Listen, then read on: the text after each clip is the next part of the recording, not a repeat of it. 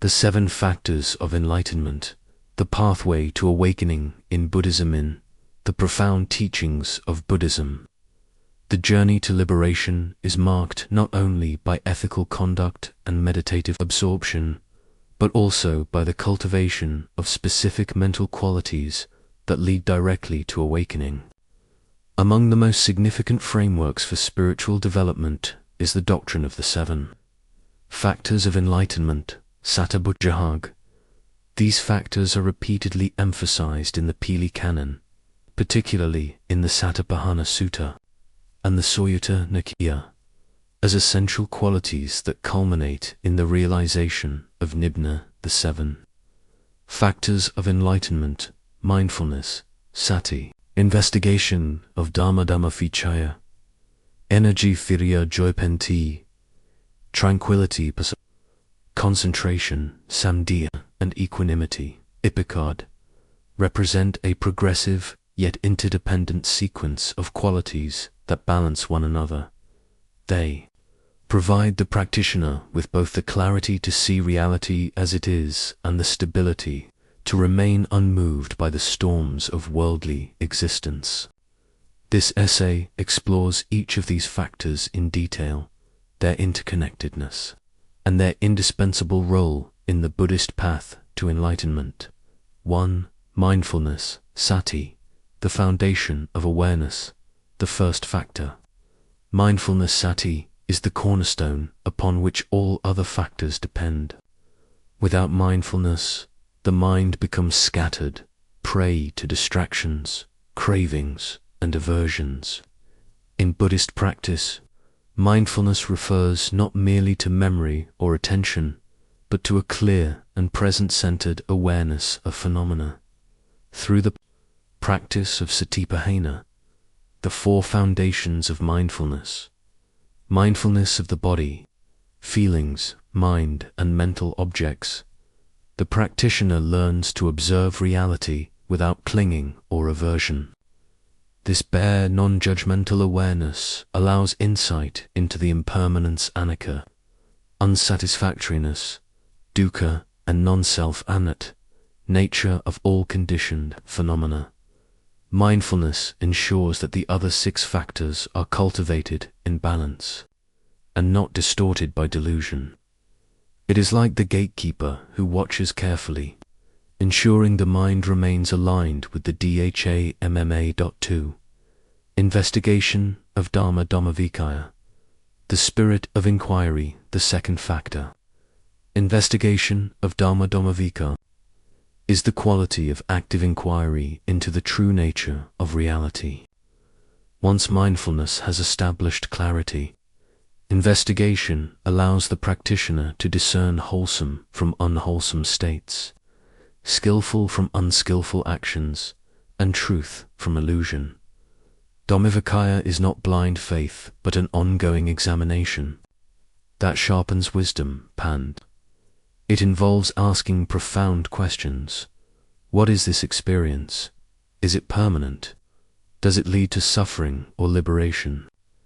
Through this inquiry, the practitioner perceives the conditioned and interdependent nature of phenomena, leading to detachment from false views.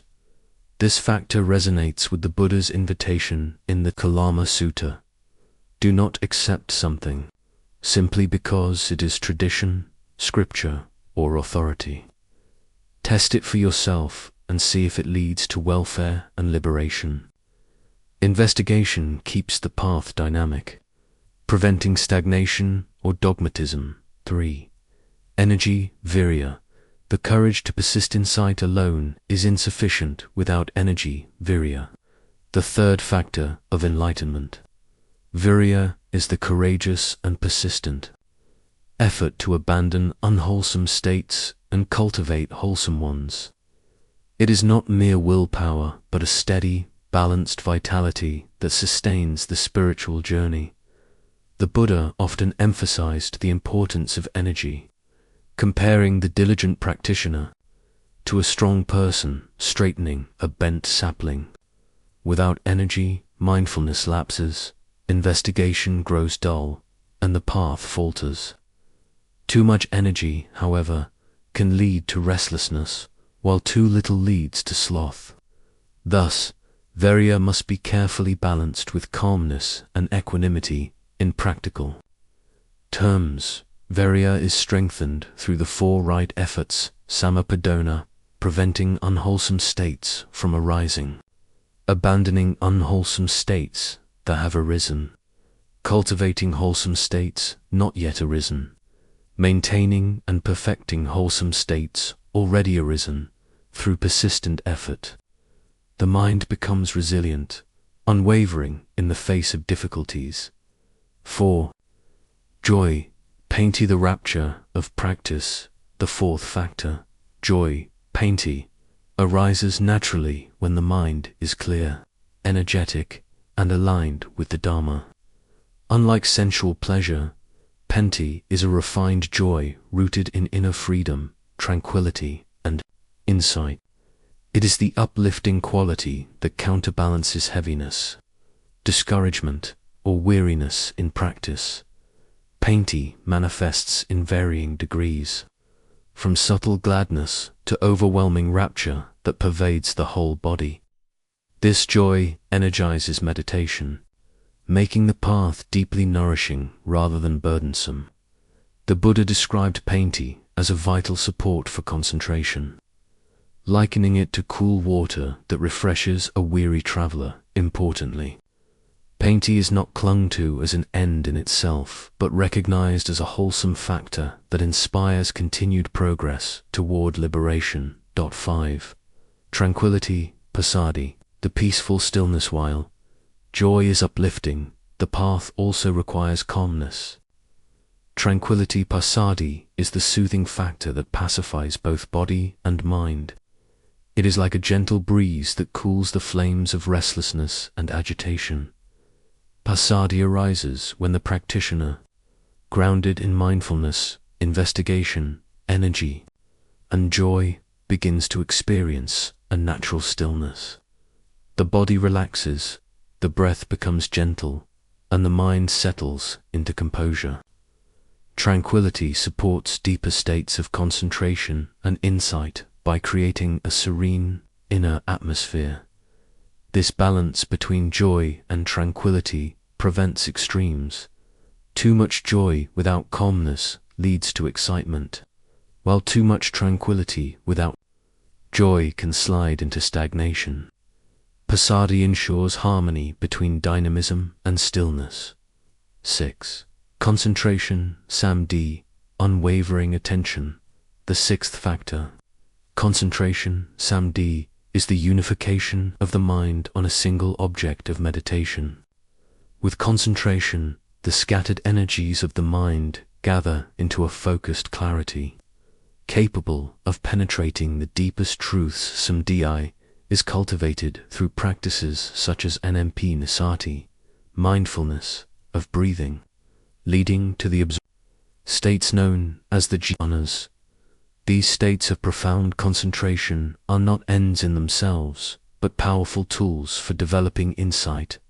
Concentration stabilizes the mind, allowing it to perceive impermanence, unsatisfactoriness, and non without distortion.